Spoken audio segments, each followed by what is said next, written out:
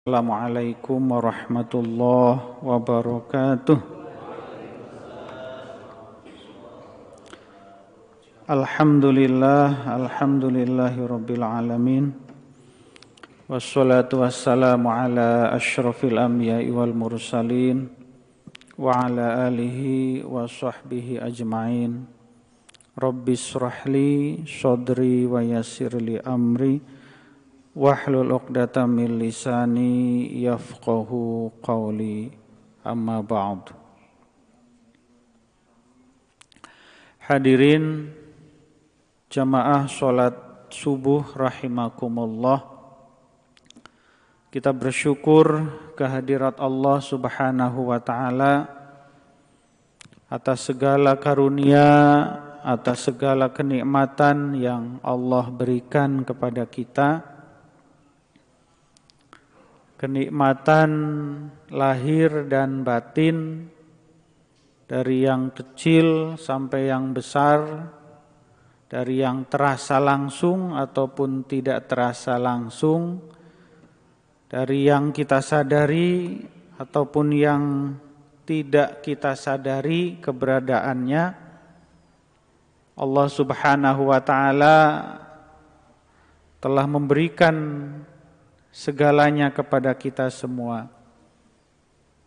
sehingga sudah sepantasnya, sudah sewajarnya kewajiban bagi kita untuk selalu bersyukur kepada Allah Subhanahu wa taala dalam kondisi apapun kita saat ini.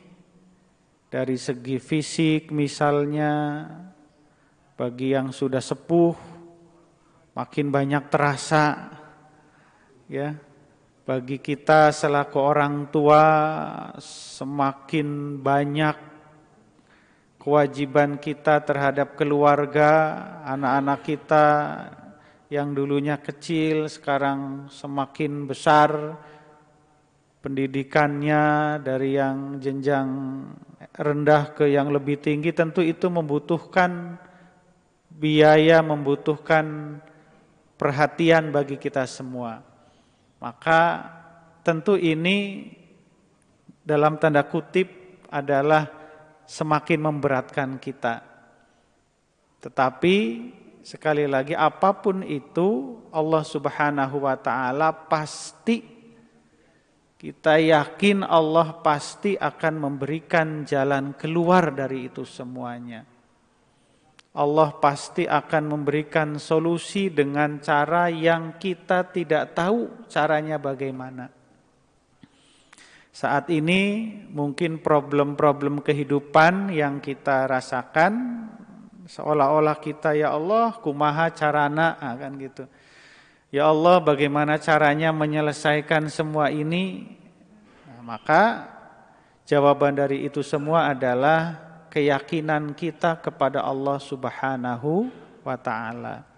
Jadi yakin insya Allah Allah akan memberikan jalan.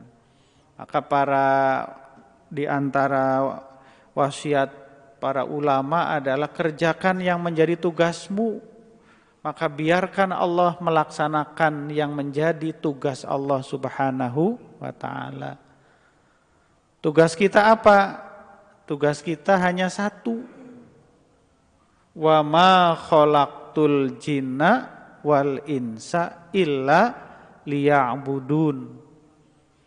Dan tidaklah aku ciptakan jin dan manusia, kata Allah, adalah kecuali untuk beribadah kepada Allah Subhanahu wa taala.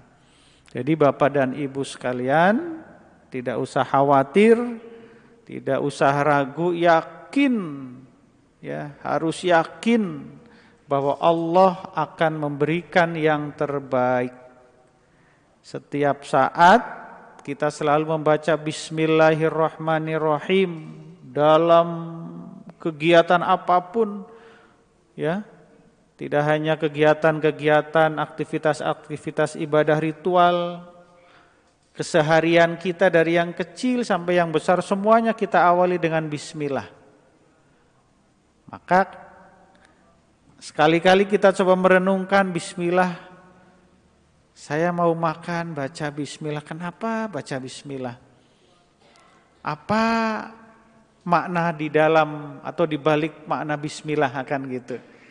Selama ini kan kita cenderung sudah menjadi aktivitas rutin sehingga kita tidak kita melakukannya begitu saja. Ya, termasuk kita nyuruh kepada anak-anak kita, "Dek, makan bismillah dulu." Kan gitu. Mau naik motor, bismillah dulu. Kan gitu. Diri kita juga sama. Oleh karena itu kita coba fahami bismillah dengan menyebut nama Allah Ar-Rahman Ar-Rahim yang Maha Pengasih, Maha Penyayang. Maka Ar-Rahman Ar-Rahim itu kalau para ulama menjelaskan itu mungkin kalau hitungannya lembaran kertas itu sudah nyampe beribu-ribu kertas itu. Nah, tapi bagi kita gak usah macam-macam. Kita yakin saja bahwa Allah itu Ar-Rahman, Allah itu Ar-Rahim, bahwa Allah itu yang Maha Pengasih, Allah itu pasti akan mengasihi kita, Allah itu akan memberi kita. Ar-Rahim, Allah itu akan menyayangi kita. Jamaah rahimakumullah. Jadi sekali lagi bahwa keyakinan kita kepada Allah itu akan memberikan dampak yang luar biasa dalam kehidupan kita. Keyakinan kita itu tidak mesti kemudian akan menunjukkan simsalabim dalam kehidupan kita itu berubah. Seperti seorang sulap atau tukang sihir misalnya. Kenapa sih saya yakin kepada Allah tapi tetap seperti ini? Nah, kan gitu. Saya yakin Allah itu ngasih rizki kepada kita, tapi tetap aja dompet saya tipis terus, kan gitu. Saya yakin bahwa Allah itu akan memberikan hidayah, membimbing kita, tapi atau barudak saya, anak-anak saya kok bawong terus misalnya, kan gitu. Nah, ini kan terkadang seolah-olah ada kontradiksi antara yang kita yakini dengan realita kehidupan yang kita rasakan. Jamaah rahimakumullah, ada satu cerita, ada satu kisah saya temukan di Ibnu Athaillah dalam Tajul Arush. Itu konon ada zaman dulu itu ada orang yang seorang pencuri, tukang maling. Yang ia curi bukan dia datang ke rumah mengambil harta ya atau datang ke toko merampas mengambil barang dagangan. Yang dia curi itu apa? Kain kafan. Jadi dia begitu mendengar ada yang meninggal, dikubur, kemudian malamnya dia bongkar, diambil kain kafannya. Di situ istilahnya itu an-nabisin gitu. Saya kurang begitu paham ini artinya. Tapi istilah untuk orang yang mencuri kain kafan ini di Tajul Arush itu diungkapkan dengan kalimat an-nabisin. Nah, jamaah rahimakumullah, jadi dia mencurinya seperti itu, kain kafan. Mungkin kain kafan yang diambil itu mungkin dia jual lagi, mungkin masih ada nilai jualnya. Sebab lumayan itu kain kafan. Ya, kain kafan 3 kali 2 meter udah 6 meter. 6 meter, 1 meter 30.000 aja udah 180.000, kan gitu. Nah, jamaah rahimakumullah, suatu ketika pada titik pada momen tertentu dalam kehidupan orang ini, dia bertobat. Bertobat, dia mendatangi seorang ulama, mendatangi gurunya, kemudian dia bercerita kepada sang guru. Nah, ini yang menarik ini. Dia cerita, "Ya Syekh, saya ini seorang pencuri. Yang saya curi adalah kain kafan orang yang meninggal. Yang meninggal saya gali makamnya, kemudian saya ambil kain kafannya. Nah, dari ribuan mayat yang saya ambil kain kafannya itu ya Syekh, saya merasa aneh. Kenapa? ternyata wajahnya sudah tidak lagi menghadap kiblat sebagaimana ketika awal dia dikuburkan. Kita kan ketika menguburkan mayat, jenazah itu kan wajahnya menghadap kiblat. Ya, Bapak-bapak sering ya ikut terlibat, kalaupun tidak turun ke dalam lubang, pasti yang dilihat adalah itu wajahnya, mukanya hadapkan ke kiblat. Nah, kan gitu. Kalau nggak bisa ganjel kan gitu. Kan gitu. Jadi prosedur awal jenazah yang dimakamkan itu adalah menghadap kiblat.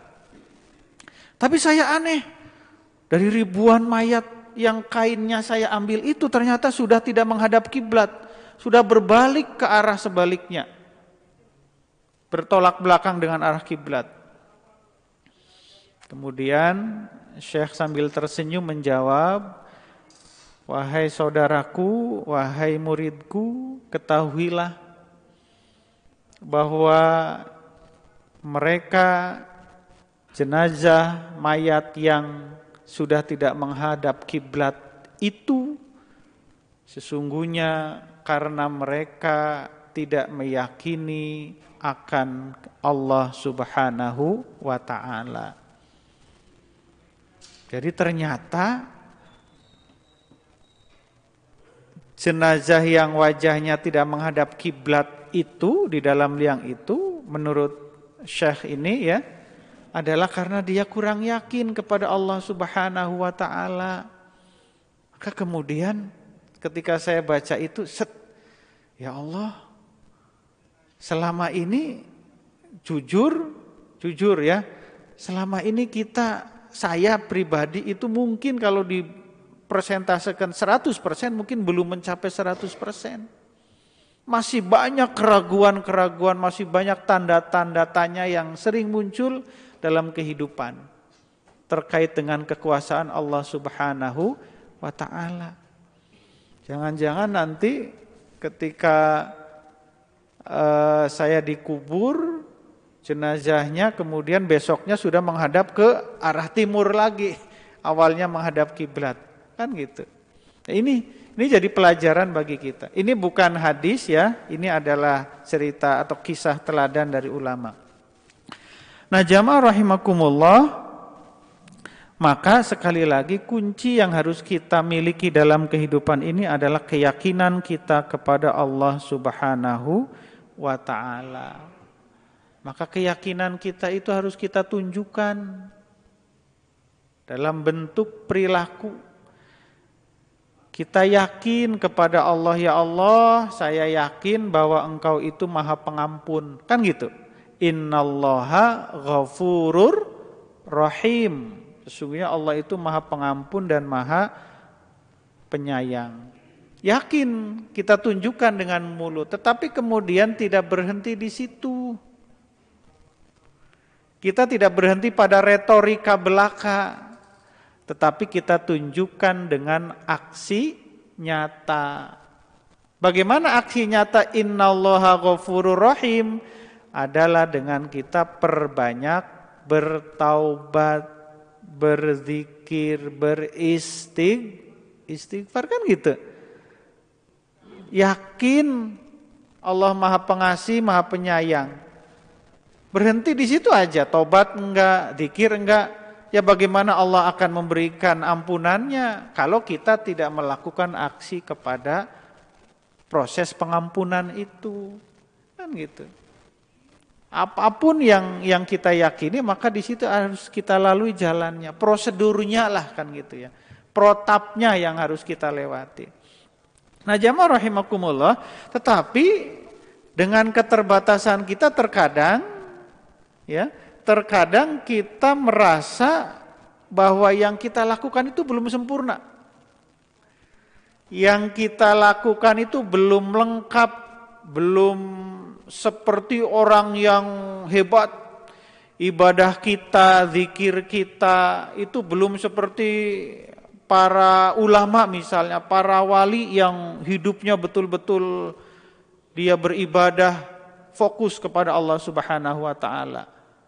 Seperti apa solusinya? Bagaimana kita yang saat ini masih dalam kondisi seperti itu? Maka ada satu kaidah dalam dalam usul itu kaidah begini. Ma la yudraku kulluh la yutraku kulluh. Apa yang tidak dapat kita kerjakan secara sempurna, secara keseluruhan, maka jangan engkau tinggalkan semuanya. La yudraku kulluh la yutraku kulluh. Salat misalnya, jujur Pak, saya ini terkadang kalau banyak sekali persoalan yang dihadapi, itu ketika sholat selalu ingat macam-macam. Betul enggak? Pak Sukri sama enggak kayak saya? Mungkin yang diingatnya yang beda-beda Pak Sukri ya kan gitu. Kita rata-rata seperti itu. Bapak yang kerja di kantor, di tempat kerja atau dagang, hari ini banyak yang utangnya daripada yang bayarnya misalnya. Ya, kerja pedagang target hari ini sekian, tapi yang kita dapat suka sekian. Nah, itu kan menjadi dalam tanda kutip menjadi beban kita. Terkadang kita bawa sholat inget ya Allah gini. Padahal kan harusnya idealnya sholat kita itu bagaimana? Khusyuk. Ketika kita Allahu Akbar, ya udah kita tidak ingat yang lain kecuali kita ingat Allah. Itu kan ideal. Kesempurnaan. Ya, khusyuk kita dalam sholat. Tetapi kenyataannya, kenyataannya adalah kita tidak seperti itu. Ini bagaimana? Percuma dong saya sholat. Kan gitu. Maka dengan prinsip la yudraku kulluh la yutraku kulluh. Jika engkau belum bisa melakukan sholatmu secara khusyuk sebagaimana para ulama, para wali, maka jangan kamu tinggalkan sholatnya. Tetap aja sholat. Maksudnya seperti itu. Jika kita belum bisa ngaji secara benar, ngaji sehingga Ustadz ngajinya enak didengar, tajwidnya bagus, pokoknya bagus lah kan gitu. Kita hanya ngaji terbata-bata, betul sudah di Quran tapi didengarnya nggak enak, kadang panjang pendeknya masih belum tepat. Aduh gimana dong ngaji saya? Mendingan nggak ngaji dong. Itu yang keliru. Maka prinsip la yudraku kulluh la yutraku kulluh di situ bermain. Biar kita ngajinya Mbak Bibu atau mungkin yang lebih ini lagi ngajinya masih Iqra 4 misalnya. Tidak usah kecil hati. Ya, tidak usah kecil hati. La yutraku kulluh, jangan kamu tinggalkan itu. Tetap jalan aja ngaji. Sebab apapun ibadah yang kita lakukan, sholat, ngaji, zikir, bersolawat, semuanya itu ya diistilahkan dengan kalimat riyadhah. Ya, ini jamaah riyadhah, RKR pasti tahu ya. Riyadhah itu artinya latihan. Jadi hidup kita, ibadah kita itu adalah latihan. Yang namanya latihan itu sekali, 2 kali, 3 kali atau terus-terusan. Terus-terusan. Pemain bola, Pak, pemain Persib, ya, itu makanan utama setiap hari itu latihan. Saya cerita kemarin, waktu masa MPLS tanggal 18 itu, kebetulan ada alumni di tempat saya ngajar itu pemain Persib. Bapak tahu kan Abdul Aziz, gelandang serang ya opah ya. Itu dia alumni. Nah dalam rangka menarik minat adik kelasnya supaya semangat, dipanggil. Nah, dipanggillah dia. Tapi ya itu, sulit mencari waktunya. Jis, gimana nih ini ada waktu dari jam 8 sampai jam 9. Pak nanti lagi jam sekian aja ya. Kenapa? Ini ada menu latihan yang harus saya lewati. Jadi akhirnya kita mengikuti jadwal dia. Nah, latihan. Jadi walaupun dia sudah main, sudah apa, tetap. Latihan itu menjadi menu utama. Itu baru Persib. Ronaldo, jangan dikira Ronaldo nggak pernah latihan, bahkan itu lebih dari pemain yang lain. Saya pernah baca, sebelum tidur itu Ronaldo bukan leha-leha nonton TV. Enggak, tapi dia katanya di area dekat rumahnya itu ada area trek lari sekian ratus meter, dia lari gitu. Dulu waktu sedang bagus-bagusnya, tapi nggak tahu sekarang. Pak Ligar tahu informasinya? Kan gitu. Pemain bulu tangkis, ya, Ginting itu di Cipayung dia tiap hari. Kalau kita seminggu cuma sekali, kan gitu. Itu pun sudah capeknya. Iya, dia tiap hari latihan itu, tiap hari. Nah ibaratnya kita kehidupan yang kita jalani ini, ibadah yang kita jalani ini adalah latihan riyadhah. Sebab kita tidak akan menemukan satu titik bentuk ibadah yang benar ketika kita tidak melatihnya. Nah ini, jadi ada yang namanya latihan salah-salah sedikit mah kan nggak apa-apa, betul nggak? Ya, kita latihan main bola, salah nendang, salah passing, salah ngumpan, ya biasa aja kan gitu. Aja namanya juga latihan. Nah sama seperti ini, ma la yudraku kulluh, la yutraku kulluh. Jadi Bapak yang saya hormati tidak usah khawatir seperti apapun kualitas ibadah kita saat ini.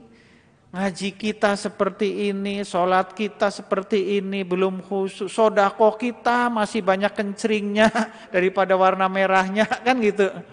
Ya. Kemudian sikap perilaku kita, tanggung jawab kita dalam keluarga masih seperti ini, jangan berhenti, terus bertahap. Yang kita berikan kepada anak-anak kita, kepada keluarga kita, pelayanan kita kepada mereka masih seperti ini dalam segala hal.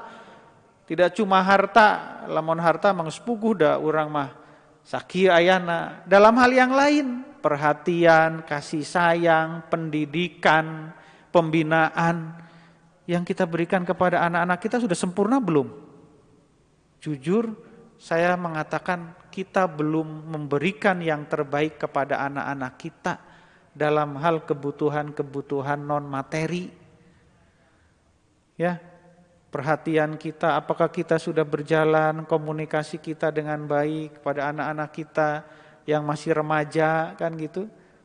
Padahal mereka fase remaja itu adalah fase komunikasi intens harusnya dengan orang tua. Anak-anak kita lebih suka curhat di mana? Kan gitu. Lebih suka curhat di TikTok atau di Twitter, sementara dengan orang tuanya di rumah nggak pernah bertegur sapa. Betul nggak Pak? Yang sudah punya anak remaja kan kayak gitu ya. Mereka lebih asyik di medsos ya. Kalau di Twitter, di Facebook itu rame banget. Wah cerita ini bla bla bla. Kalau nelpon bahkan sampai tengah malam, kan gitu. Tapi ketika dengan orang tuanya ngomong seperlunya, kalau uangnya habis baru, Bu minta uang, kan gitu. Ayah minta uang, gitu. Beli ini beli itu kan baru kayak gitu. Nah maka pertanyaannya, kalau seperti ini artinya yang kita berikan kepada anak-anak kita belum yang terbaik. Lantas berhentikah kita? Tidak. Ma la yudraku kulluh, la yutraku kulluh. Jika kesempurnaan itu belum kita raih, maka jangan kita hentikan itu. Terus kita lakukan. Terakhir, ada satu kalimat dari Jalaluddin Rumi begini kalimatnya. Jika engkau belum bisa berdoa secara khusyuk kepada Allah, maka teruslah engkau berdoa dengan doamu yang kering dan tanpa makna itu. Sebab Tuhanmu pasti akan menerima uang palsumu. Artinya kesempurnaan kita dalam berdoa yang saat ini belum kita miliki, jangan menjadikan alasan kita untuk tidak berdoa. Ketidaksempurnaan kita dalam beribadah karena berbagai macam kekurangan tidak menjadikan alasan bagi kita untuk berhenti dalam beribadah. Tetap terus dan latihlah ibadah kita sehingga suatu saat kita meraih posisi terbaik di hadapan Allah Subhanahu wa ta'ala. Demikian yang disampaikan. Mohon maaf jika ada hal-hal yang kurang berkenan. Billahi taufiq wal hidayah. Wassalamualaikum warahmatullahi wabarakatuh.